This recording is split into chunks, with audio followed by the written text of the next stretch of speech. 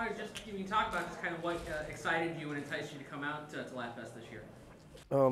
Laughfest, it was an exciting opportunity to be asked to do something for Gilda's Club. I've done a couple events in the past for Gilda's Club, and I have to say that some phrases are used to the point of it just becomes something to say.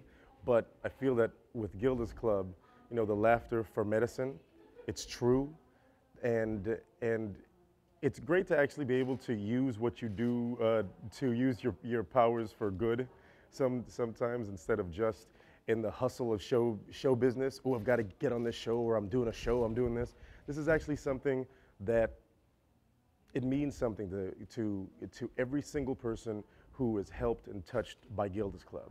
I myself, I've had my grandfather and my aunt and an ex-girlfriend all touched by cancer, and I know firsthand how tough it can be having nowhere to go or your family being impacted. So if I'm in a position that all I have to do really to help somebody out, to make an evening, is to show up, do what I do anyway, and have a great time doing it, then that's a win. So there really wasn't much hesitation on my part when the phone rang and asked if I could come on out. So it was pretty much a, can you come do Laugh? Yes. So I was there. Now you're obviously multi-talented, not just a comedian, but I know that you can sing, you can belt it out. And what can we expect from your performance tonight? Any singing, any improv? Well, it's an improvisational show, so there'll be music, I'm sure, because I've got a keyboardist with me, so it would be a shame to pay for his ticket and not have him work. But we actually let the audience write down song titles that do not exist. These are all made-up song titles. Anything off the top of your head, within reason that doesn't offend everybody and their mama. You take those song titles, and then my partner Jonathan will give me a style of music or a singer or something weird to go on top of whatever the title is, and I'll perform that song right then and there. So nothing tonight is written. It's all improvisational, all off the top of the head, all done right there in the moment. So there will be music, there will be improv. I don't know what's gonna happen. There'll be stuff in the audience. I'm sure I'll be bringing audience members up on stage with me. That's part of the fun of it for me is I don't know what happens until it comes out my mouth, and sometimes I go, oh wow, really, that happened? So that's what's gonna go down. How about a little jazz song about I Love GR? Well, see, now that may not happen because I can't write it. So, oh, so you meant now? Yeah, right. No, but I assure you that there'll be plenty of improv as soon as the show starts. Anybody else? Well, speaking of improv, there's big announcement that Whose Line Is It Anyways coming back. You're an executive producer of that, correct? Yes, I am. I'm a producer on it. And, can you talk about just any details about the new project? But there's not really a lot of details. It's Whose Line Is It Anyway? One of the, I have to say, and I feel that even though I'm biased, I don't think anyone's gonna fight me on it too hard. Really one of the funniest shows on TV ever, because you had people running at full steam, using 100% mental power, creating stuff out of nothing, which especially at the time I think was really refreshing, because that we were around during the start of the reality TV phase, and and now to be distanced this many years later, knowing where reality TV has taken us, I think people are ready now. That's why Whose Line Is Back. People are ready for funny that isn't canned laughter. It's not some guy in a weird suit doing something. It isn't Honey Boo Boo slapping her belly. It's good old-fashioned funny. So I'm so excited, and it's myself and Colin Mockery is back, and Ryan Stiles is back, and we have the fourth seat open. We have revolving stars coming in to help with the improv, and Aisha Tyler taking over the hosting duties. She's just brilliant and wonderful, and the energy will be completely different. Drew is my buddy, and because of the Price is Right and some of the things that he's doing, he wasn't able to do it. But the energy is going to be completely different. Drew had one type of dynamic. We don't even know what the dynamic with Aisha is going to be, but she is tall, beautiful, sassy, and funny. So I don't think she's going to take to a lot of the bagging on the host jokes. So I think it'll be a good back and forth. Anyone on the wish list that you would love to get for that fourth chair? I think that I would love to. Just my own personal wish is to have Robin Williams back. that episode that I did with him, that was pretty much, I was doing improv with my improv guru. I also think I would love to get Howie Mandel on board. Howie is incredibly fast, such a funny man, and I'm producing a pilot with Howie right now for TBS. We have a prank show called Ghosts in the Hood, and so I talked to him about it the other day, and he said, "Oh, you're doing Whose Line again? That would be wonderful if I could." So I said, "Okay, I'm going to hold you to that." So Howie's on my wish list. Any chance of 13 years ago on your variety show on ABC, you and Justin Timberlake did a wonderful duet, and it's really shown just how great he's been at comedy. I would love to get Justin Timberlake on. My daughter is an SNL fan, and she even said to me a couple days ago, we were watching his last appearance just last weekend. She said, "Why isn't Justin Timberlake just a regular on SNL?"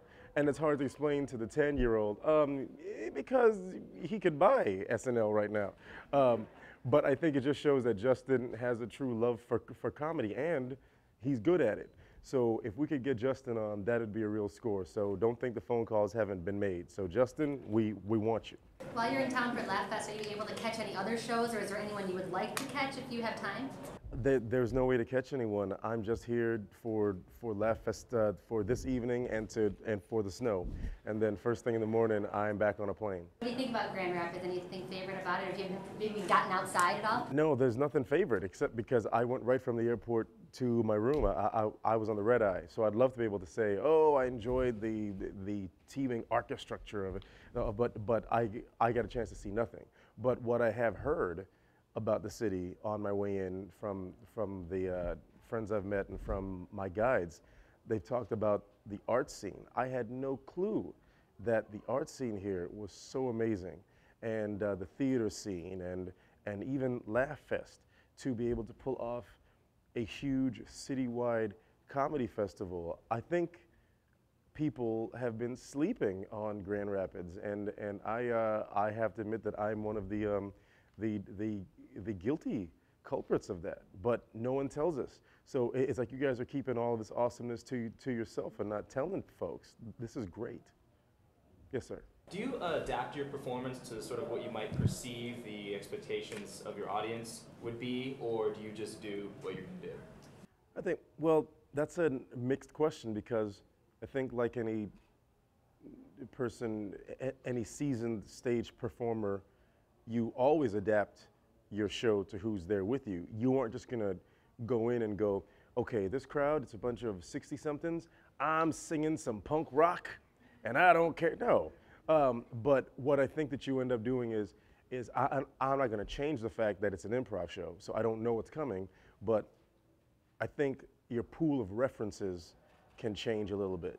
And that's something that I pride myself on, that I can play a corporate date for Coca-Cola, for uptight businessmen.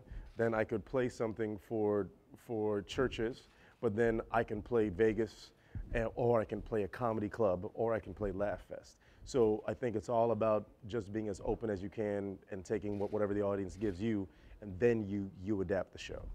And on that note, do you still get butterflies and worry about if things are going to go well, or do you just know that it's going to be fine? Oh, no. I don't know if it's going to be fine, but I've been on stage enough all these years. I started acting when I was 16, and I still get nervous. I still get incredibly queasy right before I go on, and I'm glad. I'm a big believer in the fact that if you leave the butterflies behind and you just go, "Oh, all right, let's go," then you should stop. Then that means that you've lost whatever it is that got you to that place. That I like being hungry. I like that I got to make sure that these people like the show, because this could be my last show. So that's how I always step into it. A couple more questions, Jeff. Yes, sir.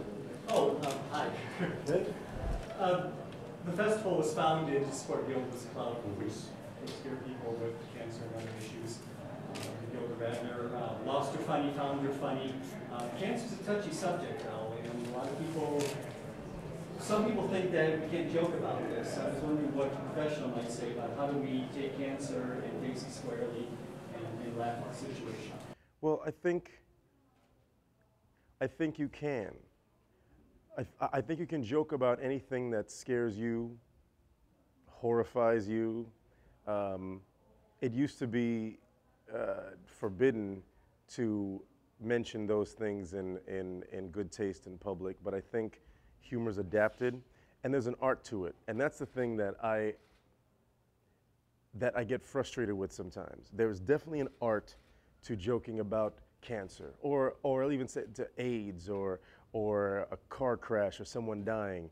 There's an art to making that joke, looking at the audience with a twinkle in your eye, and being funny about it, but everyone knowing the spirit that it's intended in. It's almost like, I think, making fun of it so that it loses its power. Almost like a voodoo doctor or throwing a hex, if you believe in that stuff. But then there are the people that do it well because it comes from a good place, and then there are the people who aren't funny and say, I'm gonna make a joke about cancer, haha. And it's so mean-spirited, it has no talent behind it, so at the end of the day, it's not a joke, it really is some jerk just saying something horrible just to elicit a reaction from the audience, instead of joking about it to make the audience feel, okay, well, he just joked about it, so maybe I can let go of a little fear and I can face it. Because I tell you, anyone that knows me personally, I am the biggest superstitious nut when it comes to, I used to never want to joke about death. I couldn't joke about cancer. I couldn't joke about anything like that because that just scares the hell out of me. It's real. It's incredibly real. And I think that's the thing, is if you're going to talk about something like that, make sure that you can do it the right way, because the people came to laugh. They didn't come for your therapy. So don't stop the comedy show just in the middle just to break down and talk about something horrid. So I hope that answered that. Bueller? I gotta quickly ask, because the big talk in the newsroom when talking about you was, you know, when Dave Chappelle's show was on, he talked about how people would just come up to him and just go, I'm Rick James. Do people, when they meet you, Yes, and it's irritating. I will be completely honest with you. Now, don't get me wrong, it's really cool that people will come up and either say does Wayne Brady have to choke a bitch, or I'm Wayne Brady, bitch. But what may be a compliment to you yelling that across the hall or saying it to me as I'm in the bathroom stall, but that might be a compliment to you, but to me, as a guy just sitting here, that is odd, because I come from the school of, hey, nice to meet you. I really like what you do. And you shake hands and you've made a connection, as opposed to a drive-by, I'm Wayne Brady bitching. You know, so on one hand, I'm incredibly honored that I've got a thing associated with me that was A, so funny, and B, lives. Not everyone gets that thing, you know, but also I'm in a business where nobody just wants to be associated with one thing, because then that becomes your 70s sitcom catchphrase, "Ay!" And even Henry Winkler, as the Fonz, the biggest TV star in the world at that point, when the show was over, he had to try to reinvent himself so that he just wasn't "Ay!" because he was so much better than that.